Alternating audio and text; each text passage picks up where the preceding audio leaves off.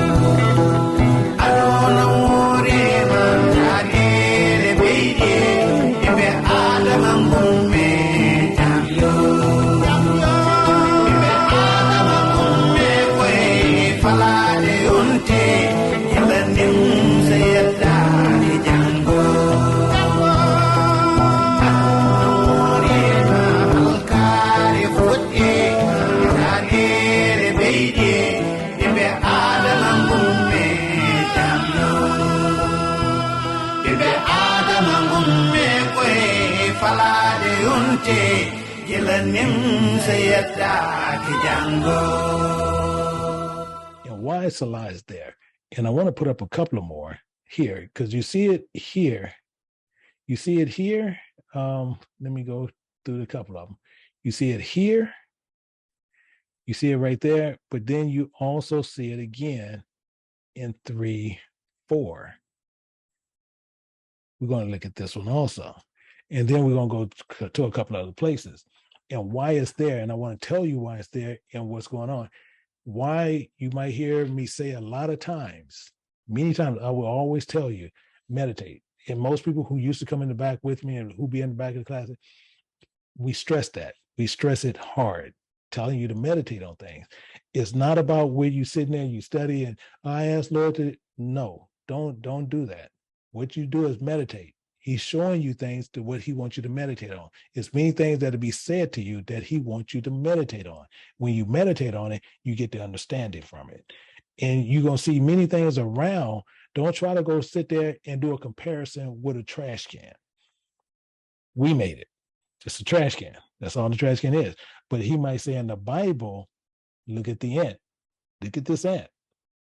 That's something he made. He wants you to look at that. He wants you to look at the grass. He wants you to look at the trees. He wants you to see all those things. That's what he's trying to push you to. So now, what we're going to do, we're going to look at Selah. Why Selah? And I'm going to tell you the craziest thing is 90% of the time, you're going to always see it at the end. But that's not how it works. It's actually at the beginning. But we got to remember, if most people know, Hebrew and Paleo Hebrew goes from which direction? This goes from the right, goes to the left. It don't go from left to right. It goes from right to left. How it actually goes. So what it's telling you right here, it says, many there be which say of my soul, there is no help for him in God. Selah. Now, we want to understand what Selah is and what it means. Selah goes here, and what it was telling you the entire time. Consider many there be which say of my soul, there is no help for him in God. You got to consider it. The same here. Consider I cry unto the Spirit of God with my voice, and he heard me out on his holy hill. That's the purpose of that. And we'll pull a couple of them to where we can understand exactly what that's saying. And we're going to go to a couple of other ones. So I want to look at I have some other ones that we're going to use, but we're going to use a few other ones. So anytime you see that there, it's telling you, it wants you to meditate on it. That's the purpose of this. And we'll see this even in Psalms. It's in many places. So we're going to look at Psalms chapter 20 and verse 3. See right here, Selah. Consider, remember all thy offerings and accept thy burnt sacrifices.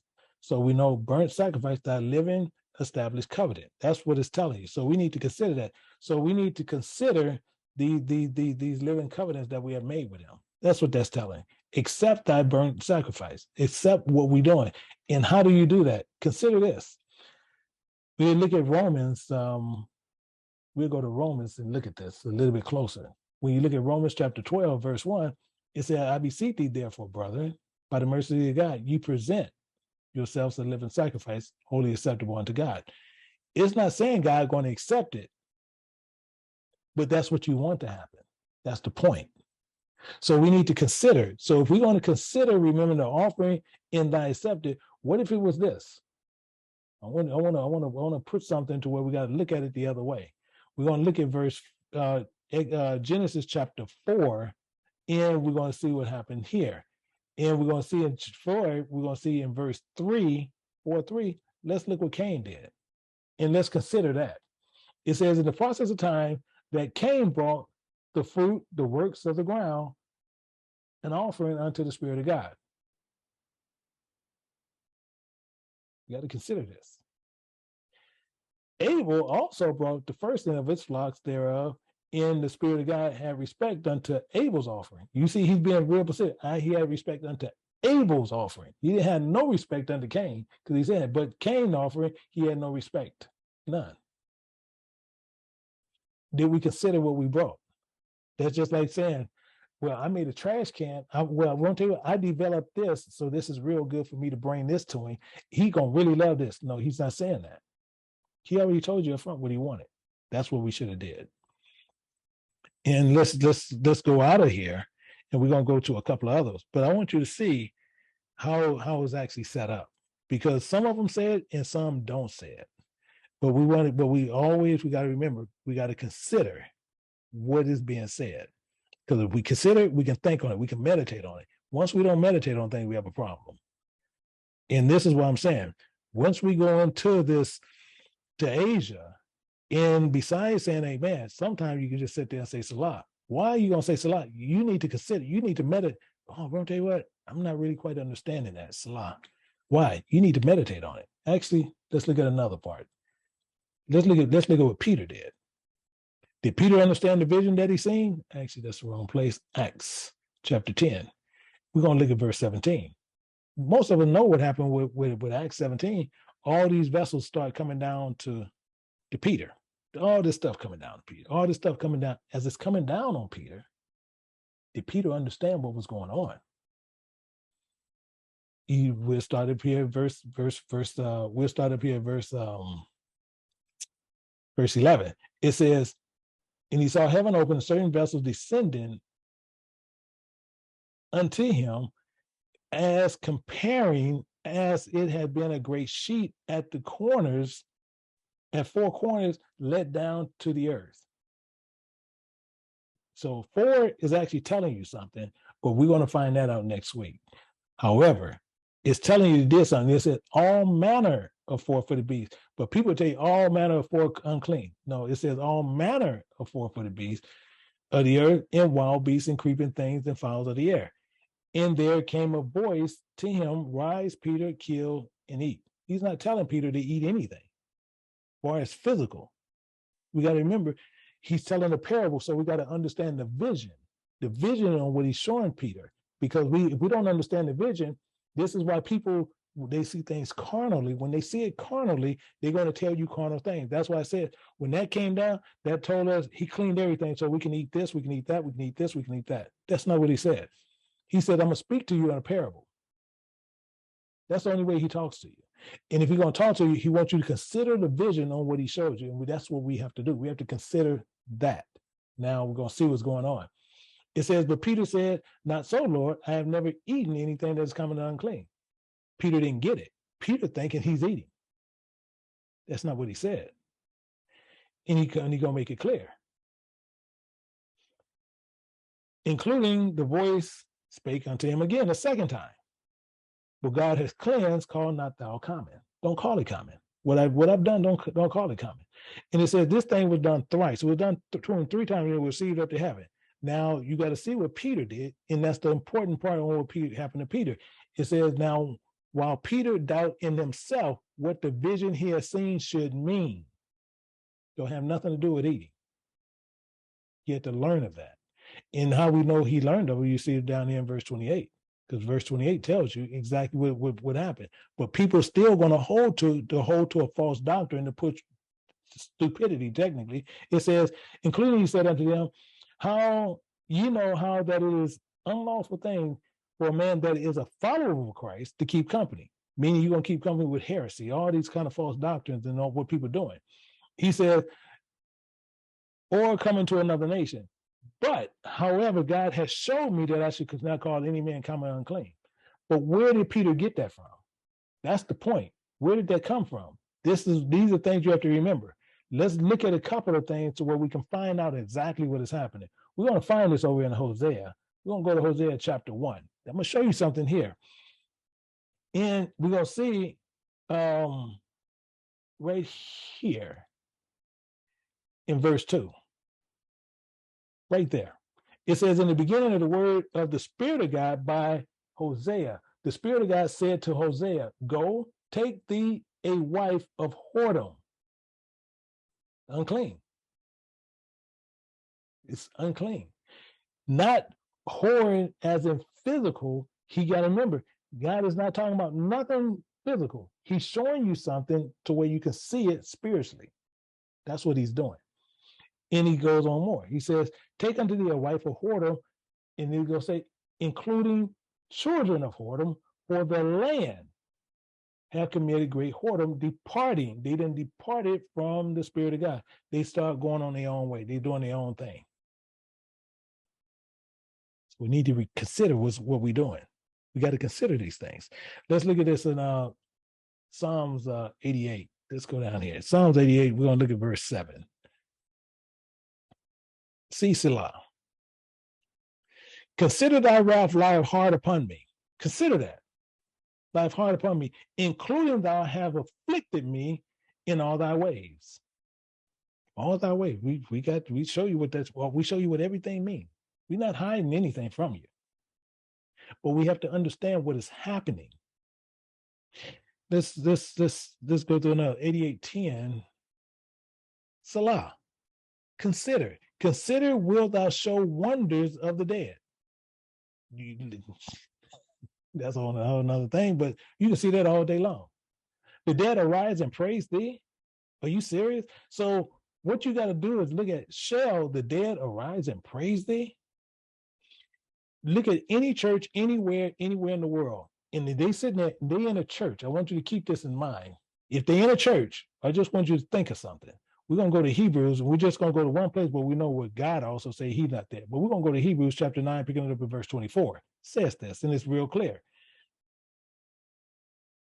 It says, for Christ is not entered into holy places made with hands. It's not there. So the anointed one, even the anointed way, is not in holy places made with hands, which are figures of the truth. Why is this figures of the truth? I'm going to show you the figure because you'll see it here when you're looking at 1 Corinthians chapter 3, verse 16.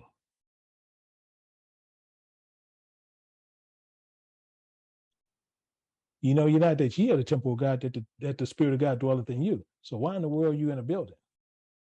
I don't care if you're in a camp. You going in the building, you doing all this thing, thinking that this camp is being beneficial to you. That's where you're sitting there, you're lying to yourself. So 100% deal. So he's telling you, Christ has not entered the holy places, which made with hands, which are figures of the truth. They're figures of the truth. They'd have made images of this. Same thing, they made an image of the calf.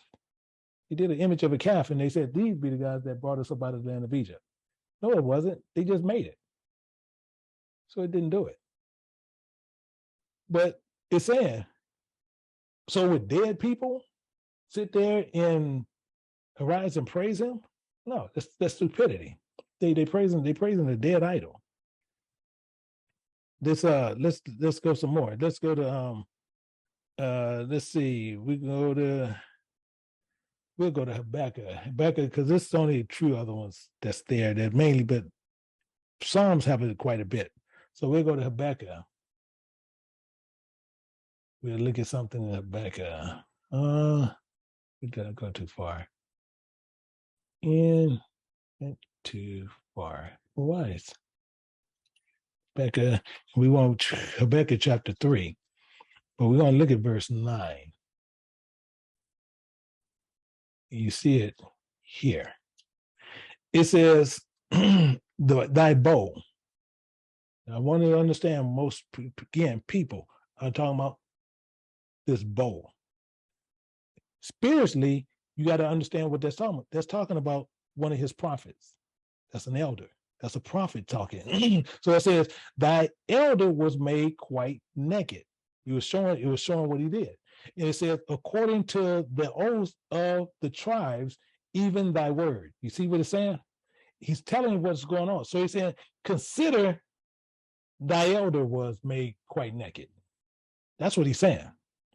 You know how many elders and how many dudes out there claiming they're prophets of God and this happened based on false doctrine? See, people sit there, oh, look what he's doing here. He's doing that. Oh, he's doing this. Oh, he's doing, no, he's not saying that. God is considering his word. He can care less what you're doing according to the flesh. He'll show you people doing that according to the flesh, but he's not worried. He's not the God of flesh. He's God of the living. He's God of spirit. Spirits live forever. So spirits live forever. What he's worried about flesh? Flesh is going to go back to the ground as it was. He has nothing to do with it.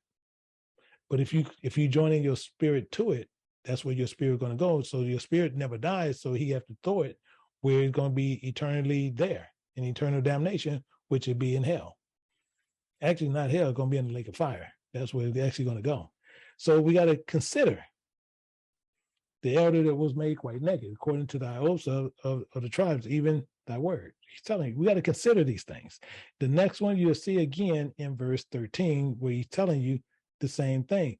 Selah. He's holding you there. Consider thou winnest forth for the salvation of thy people, even the salvation of thy anointed.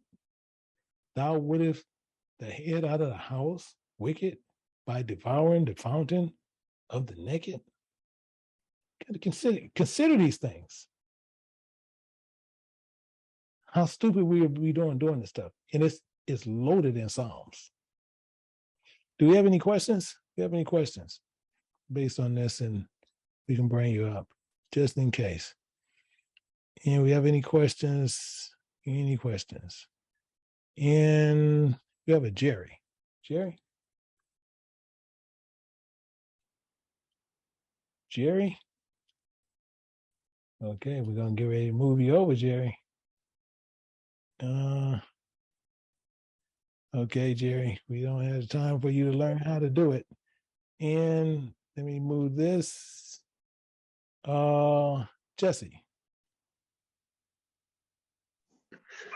Yeah, shalom, Elder. Hey, I just real quick, kind of breezing through Acts there. I was just wondering if it was, I got first Acts 10, 11 through 13. First and then okay, wait a minute. First Acts 10. Let's go there. Yeah. Acts 10. Yeah, 11 through 13.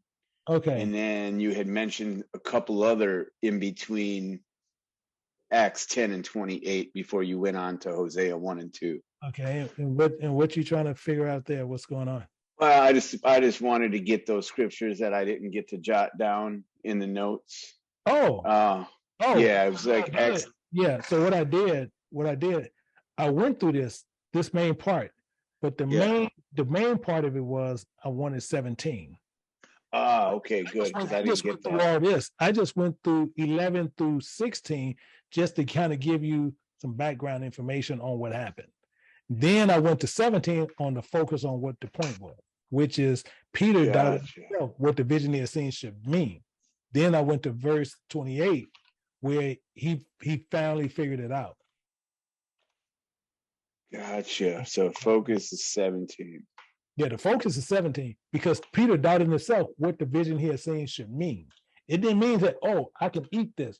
But think about this. How many people use this exact verse that this vessel came descending down, and they say, now we can eat everything. Oh, yeah, I hear it all the time. I just... Dude. And then also where Yahushua says it's not what goes into the mouth that defileth the man, but what comes out. What comes out. So the same thing is, that's the same thing if you're somewhere where a lot of people have a big issue with it. And I get it, but that same thing, like you might go somewhere And you might told some people you don't need a swine, you don't need pork, you don't need none of these things. However, somebody might say, well, won't they? I put a dad, the cook then told the other cook, well, I put a dad of pork, whatever it is, for this pork. And they won't know it because it's not there. Now, when you eat it, is you guilty of it? 100%. But is it going to change anything for you? No. Because your desire is not to do it. You made sure, but who's going to pay for that? Because he said, if you offend one of my little ones, so what you did, you made that little one offended for a day until even. Are you going to pay for it? He said it's best you would put a stone around your neck and throw yourself in the deepest parts of the sea. Because you knew it was like that. He said he don't do it, but you still gave it to him. Even though it can be just the grease. You still you offended that little one. I don't care what you did. You're not going to get out of it. That's the point. That's the point. Okay. Shalom. And we have a Carolyn Jackson. And then also, if anybody have any questions based on the teaching from one of the other elders, please, when you bring it up, let me know if he's in here. I'm gonna have them answer it. So, but this Carolyn Jackson, yes.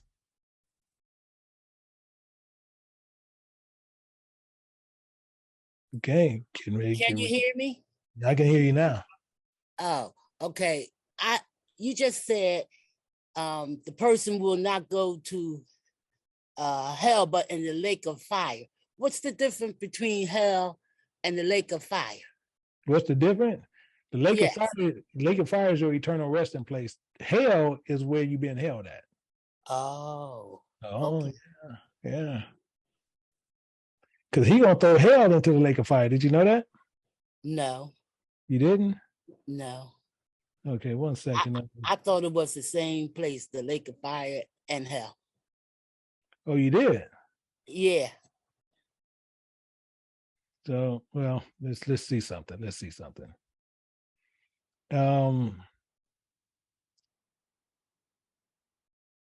at something. We're gonna hit Revelations chapter 20. Okay. Okay. And we're just gonna build up to it, but the main thing is I'm gonna have you focus somewhere in 1 second. It says, and he saw the great white throne, and he set them whose face of the earth in heaven. See, this the part that nobody should want to run into, because the earth and heaven fled away, meaning it's nothing there but you standing right before him. And he says, I will found no place for them. Exactly the point what he's saying. And I saw the dead, small and great, stand before God. In the books was open. You know what those books are? Yes, my life. Really? That's interesting. The books is not your life. See, this is where we're going to be getting understanding at. But let me show you what happens. And we're going to find out. So when you want to see it in a nutshell, we're going to look at those books. We want to understand books. You see how I'm saying plural books? Right. Okay, so we want to see what this plural is. Okay? Okay. You hear it, I do it quite a bit. Elder Jenkins do it unreal. You got Elder Lynn do it quite a bit also. I believe Elder T, he do it here and there. He'll do it, but we do it quite a bit. Now, we want to see what those books are. And it says, now the works of the flesh are made known, made manifest, which are these. You see that? Mm-hmm. That's in Galatians chapter 5, verse 19. So now this is going to be made known to you. That's these books. One of the books is the book of adultery. That's a book. Okay. Now you with me? Yeah, different sins. Yeah. That's what's happening. You got the book of fornication. the book of uncleanness, the book of lasciviousness, the book of idolatry, the book of witchcraft, the book of hatred, the book of variance, the book of ill emotion, the book of wrath, the book of strife, the book of sedition, the book of heresy, the book of envying, the book of murder, and keep going. And it says, and then rivalries and such like, and in which I tell you before, comparing as have I told you in times past, they which do these things that is found in these books. That's all you got to remember. They found in these books is what's going to happen. Shall not inherit the kingdom of God. Not inherit the earth. The kingdom. The kingdom. All you gotta do is be found in those books. Oh, okay. So now let's look at Carolyn Jackson. Okay. Now, most people was told, saying, okay, I'm looking for my name, Michael Johnson. I'm looking for Carolyn Jackson. I get that. That's what you're looking for. That's not the truth. All he's looking for is those ways. Those are names. That's the point. That's why you see his name, his way. His name means way. So if you sitting there, he don't have to look for Carolyn Jackson committing adultery. All he got to do is find that you, according to the flesh, was a committing adultery. That's the way that's found in that book. He don't need your name. Okay. Now you with me? Yes. So if your way is a fornication, guess what you got caught up in? You caught up in fornication. That's one of your ways. That's what I was saying back in the pedigrees. Remember I was just showing you this earlier when I went through the pedigrees on Numbers chapter 1, verse 18. Yeah, the names, yeah. The names. Okay. The most important part is you're going to be declared by your pedigrees after your families, by the house of their fathers. Okay.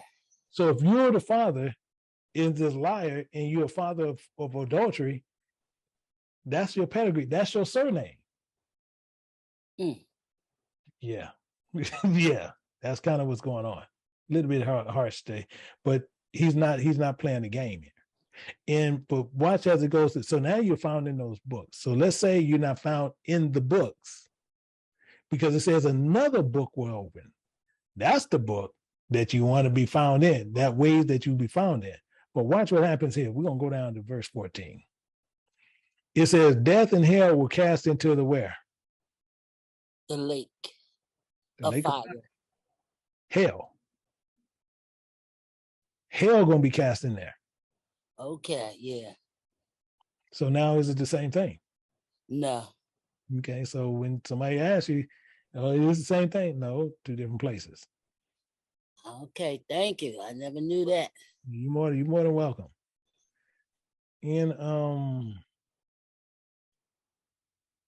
we have Jonathan Campbell. We have to enter the studies to show us that the scripture Selah means consider. I can barely hear what I can barely understand what you're saying. Second one I ask is, we have to enter the studies to show us the scripture Selah means consider. Okay. You coming off muffled? Can you hear me now? I can hear you a little bit better. Okay. In Habakkuk 3 and 9, where Selah is in the middle of two sentences. Okay. So you told me. Hold up 1 second. I need somebody might to help because I'm not understanding you because you start talking, then I don't understand nothing you're saying. I just want to know in the scripture in Habakkuk 3 and 9, where Selah is in the middle of two sentences. Like you showed it that you put Selah. Hold on 1 second. Hold on 1 second. Let me see if somebody else understands you. Brother Travis, do you understand what he's saying? Shalom. He was saying that in Habakkuk, where we were just at with Selah, I forget which verse, I believe it was Habakkuk 9. Right? Mm-hmm. He said that Selah is in between two sentences. So what they have to do with it? No, I was very sure that it said Selah means in verse 9, it said consider Like no, both. okay. Let me show you something. See, because this is where you got tied to a couple of places. Let's go over here. I'm gonna show you something and show you why that's not making sense. And we're gonna go to Psalms. We're gonna go to Psalms chapter 3. See, because this is now this, I even hate to even say it this way, but this is what Christians do. So now I'm gonna ask you something. See right here where it says Selah? Psalm chapter 3. Yeah, Selah, yeah, Psalms chapter 3, verse 2 and 3. Is Selah in the middle of 2 and 3?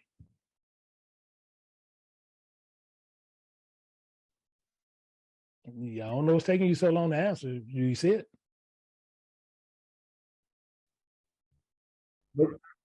No, I'm asking. Okay, I'm asking you. Is Selah between 2 and 3? Yes, sir.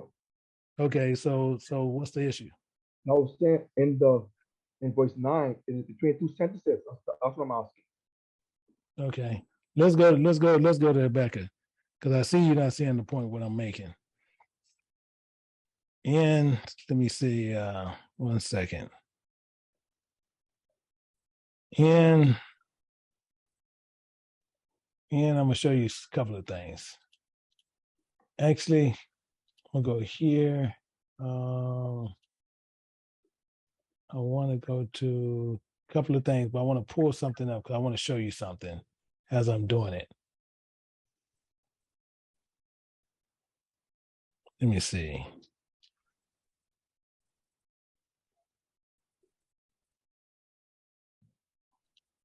While it's doing that, let me pull up Rebecca while it's doing that.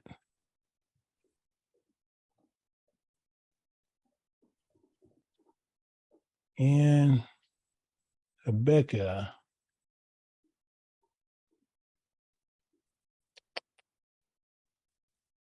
yeah, okay. And actually, we can even do it right there. Okay. See right here, it got Selah. And okay, so now again, this is why it's really important you understand what I'm getting ready to do. Now I said consider it, correct or not correct? Yes, sir. 100%. Okay, wait a minute. But now you're questioning the correctness of that. So I'm gonna ask you a question. You see right there, I just did a question mark. Is that between the sentence? In verse, No, right there in verse 8. Is that between the sentence? And not only that, it's another one here. It's another one here. So we got 3 between the sentence. So I'm gonna ask you a question. Why is those question marks there? because he's asking a question. He's asking a question. No. You see what you're saying? You're asking a question. Why is it between the sentences? I'm not following on that, sir. You're not what? I'm not following the question. I'm not understanding what you're I'm saying. not following the question. Wait a minute, hold it. Brother Travis, you understand what he's saying? Brother Travis? Hello? He was saying that he didn't understand your question. Okay, I'm asking him, why is the question mark in between these sentences? Why is the question mark there? I was saying that the Lord is asking a question. Okay, but why is it there? Why didn't that jumping down and start another paragraph and it got the question in the ends there? Why did it say, was the Spirit of God displeased against the rivers? And then it should stop right there and it go down to another verse or something. Why it's not doing that? I don't know. You don't know. Okay, so why are you questioning Selah? No, I was questioning. I was reading it. No. You saying you don't know what's there. What people, I'm gonna be real up front with you. The reason people do what you did, because what most people do, they try to show like they know something more, and they'll question this. And I'm gonna show you why why it's this way, why I said it's even better. This is what people do. And mainly Christians do it. They'll sit there and say, okay, I'm gonna question this because I got something to where I think it's not there. So what he's telling you is, it says, was the Spirit of God displeased against the rivers? He's questioning that. Was the angers against the rivers? He's questioning that. Was the wrath against sea? And did it ride upon the horses, the doctrines, and thy chariots of salvation? He's questioning that. Thy elders, thy prophet, was made quite naked according to the oaths of the tribes, even the word Selah. So let's take all that out. Now let's put that at the top. Selah, let's go up here. Besides doing it right here, let's put it all the way up here. Let's see. Consider was the Lord. So considering the Lord displeased against the rivers, do you think he was displeased against them? That's my question to you. Yes, sir. No. Was he displeased with them? Because that's the rivers, that's talking about the people. Was he displeased with them? Yes, sir. Okay, so he was displeased with them. So you considered that already. Okay, now let's go a little bit more. Consider was the anger against the rivers, was the wrath, consider the wrath was against the sea. That's talking about the people that ride upon the horses, they ride upon these doctrines, thy chariot, the salvation. Did God consider that?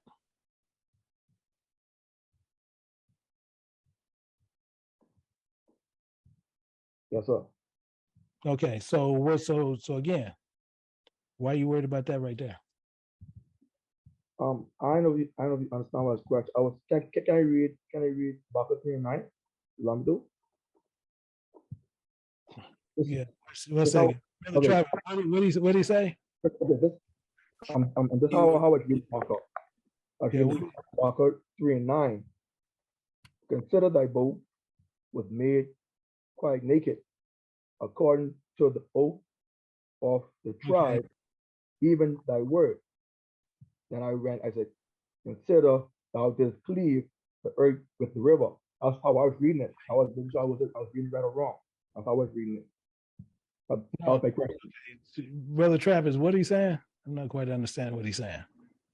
All right. So from the beginning, he was wondering why Selah wasn't after the rivers.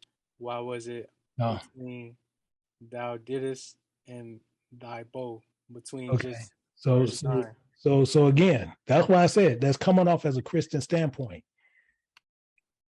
All through Psalms, you're going to always see it at the end. Did not I say, even in Hebrew, it starts from right to left? I said that. 2, now you said, why did he did not put that there? So now you questioning why did God do something a certain way? Because that's based on because that's based on what you feel. We're not here to sit there to make it comfortable on what we think it should be. We need to do it the way God have it structured out. And he's sitting there telling you right there, even at the end, Selah. So he's telling you, you need to consider all this stuff. He's telling you this even at the end. You need to consider it. But you saying no, why you got it there? Out of everything, you saying, why is it right there? I was trying to get an understanding. I wasn't. No, you missing. No, what you doing? You thought you was checking something on here about that being. Honestly, I was reading it. That's why I asked. I thought I have a clarification because I was reading it. Okay. Okay, I'm gonna tell you why I think that's not being honest with me. I'm gonna tell you why. If it's saying consider, you need to consider this. You would have never said you wonder why that's there, why it's at the end. You would have never said it because I already explained it. So if I already explained it, you would have never brought it up. So now you're saying you want to know why it's between the sentences. That's what you said at the first time. That's what Brother Travis told me you said. And you saying that. The reason why people do that, because most times they'll sit there and they think, I got something in here that I think can trip up everybody else because I know something a little bit more because you would have injected something else. That's what you was doing. And I'm just checking you on it. That's all that's happening. All right. Okay. Okay. Mm-hmm. And thank you, Brother Travis. I appreciate that because I wasn't quite understanding what was going on. Mm-hmm. And Sister Carolyn. Sister Carolyn?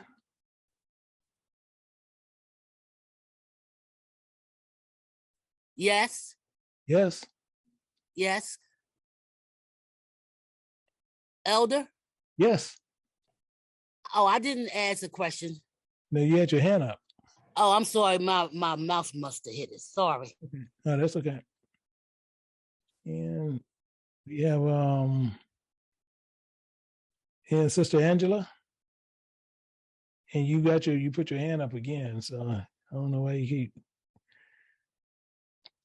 Well, Sister, shalom, Elder. no. Can you hear me? Yes. Yeah, what I was doing, I was studying Daniel and on SharePoint. And I've got to say, it's the first time I've heard some of the things that have been taught.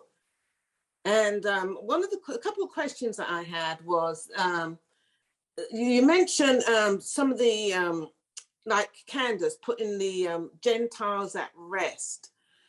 Could you explain that a little bit more, what you mean? Well, this not the form where we're going to do Daniel, because that's going over to Okay. I'm sorry. It's a lot. But what we can do is where I can set up one to where we can go through it, and then we can have all your questions based on Daniel and what was happening, and we can go right through it. Okay, thank you. Yeah, because the only reason I don't want to do it here, because if I start explaining some stuff to you about Daniel, it probably spawn a lot of people questions, and then I'm gonna be here way longer than what I thought. So, Okay. so the easiest way to do it now, just you can just send me an email or send it to one of the sisters and just say, hey, I would like to have some clarification based on Daniel, based on what the studies was. And then I'll set it up to where we can set out here and we can go through it. Okay, thank you very much, Elder. More than welcome. And Sister Wellness.